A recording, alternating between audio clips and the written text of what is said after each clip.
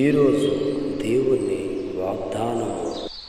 నీకు వాగ్దానం ఇచ్చిన దేవుడు నమ్మదగిన వాడు, విడవడు, ఎడబాయడు. Praise the Lord. బాగున్నారు కదా? మరోసారి దేవుడి ప్రేరేపణ చేత ఈ ఉదయకాలమే మరి దేవుడి యొక్క వాగ్దానం మీకు అందించాలని ఆత్మచేత ప్రేరేప కలిగిన వాడిగా మారి మరోసారి మీ ముందుకు రావడానికి దేవుడు ఎంతో కృప చూపించారు. చిన్న ప్రార్థన చేసుకుందాం. పరిశుద్ధుడా, ప్రేమ కలిగిన తండ్రి, ఉదయకాలము ధ్యానము అనే ఈ కృప చేత నన్ను నడిపిస్తున్నాం. మరోసారి ప్రభా, ఈ సమయమందు మీ సహాయం మాకు అందించి బిడ్డలు ఆశీర్వదించమని యేసుక్రీస్తును అడుగుచున్నాం తండ్రి, ఆమేన్. Praise the lord. దేవుడు బహుగా మీ కుటుంబాలను ఆస్వాదించును గాక. ఈరోజు దేవుడి వాక్యాన్ని ధ్యానం చేసుకుందాం. సామెతల గ్రంథం 22వ అధ్యాయము 4వ వచనం ధ్యానం చేసినట్లయితే అక్కడ చక్కని ఒక వాగ్దానం ఉంది. యెహోవాయందు భయభక్తులు కలిగి ఉండుట వినయమునకు ప్రతిఫలము, ఐశ్వర్యము, ఘనతయు, జీవము దాని వల్ల కలుగును. దేవుడు స్తోత్రం. చాలామంది జీవితాల్లో ప్రతి దాని మీద కూడా ఒక భయాన్ని కలిగి ఉంటారు. మరణ భయమని, రోగ భయమని, అలాగే అప్పుల భయమని, అలాగే రకరకాల మరి పోలీసుల భయమని, కోర్టుల భయమని, జైలు భయమని, ఈ రీతిగా రకరకాలుగా ప్రతి మనిషి ప్రతి దాని మీద కూడా భయాన్ని కలిగి ఉంటాడు. కానీ బైబిల్ ఏం చెప్తుందంటే దేవుడు అంటే భయపడాలి. దేవుడు స్తోత్రం. దేవుడు అంటే భయపడేవాడిగా, ఆ భయాన్ని బట్టి పవిత్రమైన భక్తి చేసేవాడిగా ఎవరైతే మారుతూ ఉంటారో వారికి దేవుడిచ్చిన వాగ్దానం గమనిస్తే గొప్ప ఐశ్వర్యమును, ఘనతయు, జీవము ఆ భయాన్ని బట్టి, ఆ భక్తి జీవితాన్ని బట్టి వారికి అనుగ్రహించబడుతుంది అని దేవుడి వాక్యం మనతో మాట్లాడుతుంది. దేవుడి స్తోత్రం. నా ప్రేమైన దావజనమ, ఈరోజు ఏ భయాన్ని కలిగి ఉన్నావు? లోక భయాన్ని కలిగి ఉన్నావా? పోలీసుల భయాన్ని కలిగి ఉన్నావా? కోర్టు భయాన్ని కలిగి ఉన్నావా? రోగం అనే భయాన్ని కలిగి ఉన్నావా? తెగులు అనే భయాన్ని కలిగి ఉన్నావా? అయితే వీటన్నిటికంటే ముందుగా నువ్వు దేవుడికి భయపడే వ్యక్తిగా ఉంటే ఇవన్నీ నీకు తొలగించబడతాయి. దేవుడి స్తోత్రం. ఏ వ్యక్తి అయితే దేవుడు భయాన్ని కలిగి ఉంటారో, భక్తిని కలిగి ఉంటారో, లోకంలో ఉన్న ప్రతి భయము కూడా తొలగించబడి ఆ భయం, పవిత్రమైన భయము ప్రతి ఒక్కరిని కూడా ఆశీర్వదిస్తుంది. ఎంతోమంది జీవితాలు దేవుడి పట్ల భయాన్ని, భక్తిని కనబర్చినప్పుడు వారి జీవితాలు ఉన్నతమైన ఐశ్వర్యవంతులుగా మార్చబడ్డారు. పేరు కలిగిన వారిగా మార్చబడ్డారు. గౌరవం కలిగిన వారుగా మార్చబడ్డారు. వారి స్థానం ఎక్కడికి హెచ్చించబడింది. ఒక్కసారి ఉదయకాలమే దేవుడు నీతో కూడా మాట్లాడుతూ ఉన్నాడు. ఏ భయాన్ని కలిగి ఉన్నావు? లోక భయం అనేది మన దీవెన కాదు.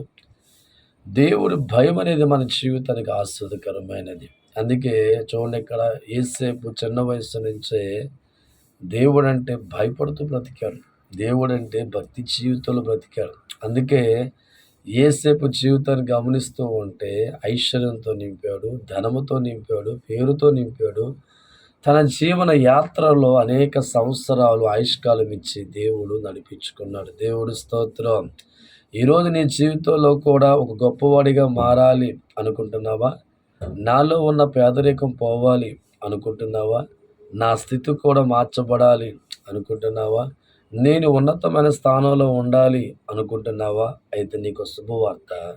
నీవు చేయవలసింది లోక భయాన్ని, లోక తలంపుల్ని విడిచిపెట్టాల. లోకములో ఉన్న భయం మనల్ని చంపుతుంది. దేవుడు భయం బ్రతికిస్తుంది. దేవుడి స్తోత్రం.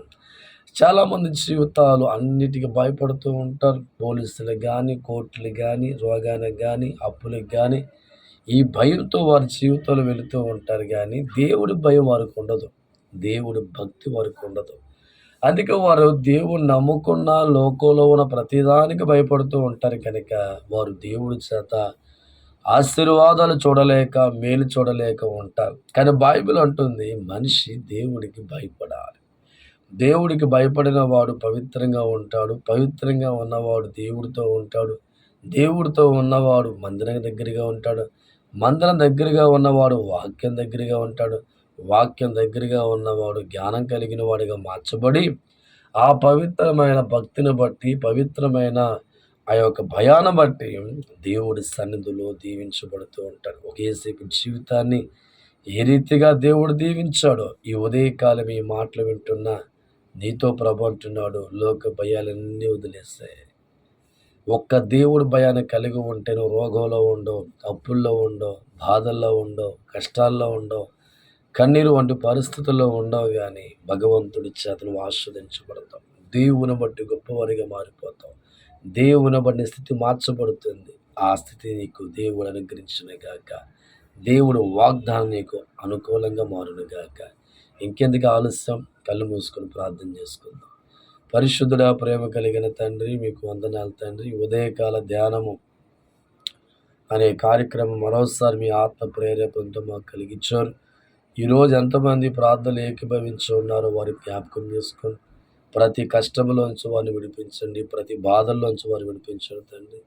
వివాహమైన అనేక సంవత్సరాల బిడ్డలు లేక బాధపడుతున్న బిడ్డలకి ఈ ఉదయకాలమే చక్కని వివాహం జరిగి వాగ్దానం చేత నాయన బిడ్డలు కలిగించేయండి. వివాహం కాని వారికి వివాహం జరిగించిన ఆయన, అప్పుల్లో, బాధల్లో, కష్టాల్లో, కన్నీరులో జీవన యాత్ర కొనసాగిస్తున్న వారికి విడుదల దయచేయండి తండ్రి. నాయనా, నీ నామాన్ని బట్టి వారికి ఉన్న ప్రతి కొదువ తీసివేయండి ప్రభా. నాయనా, మోటార్ ఫీల్డ్లో, వ్యవసాయంలో, చిన్న చిన్న ఉద్యోగుల్లో పనిచేసే వృత్తులు ఆస్వాదించండి తండ్రి. నాయన, ఈ రీతిగా ప్రభా ప్రతి ఒక్కరిని దీవించండి. దేశాన్ని, రాష్ట్రాన్ని, ప్రపంచంలో ఉన్న ప్రతి ఒక్కరిని ఆస్వాదించండి తండ్రి. అధికారులు సైతం దీవించండి. రాజకీయ నాయకులు మంచి జ్ఞానం ఇచ్చి లోకం పరిపాలన నడిపించండి. ఈ రీతిగా ప్రభు ప్రతి ఒక్కరిని ప్రతి చోట ఉన్న ప్రతి సంఘాన్ని కూడా దీవించి ఆస్వాదించమని యేసునబడుచున్నాం తండ్రి. ఆమేన్. దేవుడు మిమ్మల్ని, మీ కుటుంబాన్ని దీవించును గాక. గమనించాలి, మా యొక్క యూట్యూబ్ ఛానల్ దేన్నో ఆశించి ఏర్పరిచింది కాదు. కేవలం దేవుడు మహిమ కొరకు మాత్రమే యూట్యూబ్ ఛానల్ ప్రారంభించాం. గమనించాలి, మా యొక్క YouTube channel YAJ prayer ministry official. ఈ ఛానల్ని సబ్స్క్రైబ్ చేసుకోండి, అనేకులకి తెలియపరచండి, మా సేవ కొరకు ప్రార్థించండి. దేవుడు మిమ్మల్ని, మీ కుటుంబాన్ని బహుగా ఆస్వాదించును గాక. God bless you, all of you.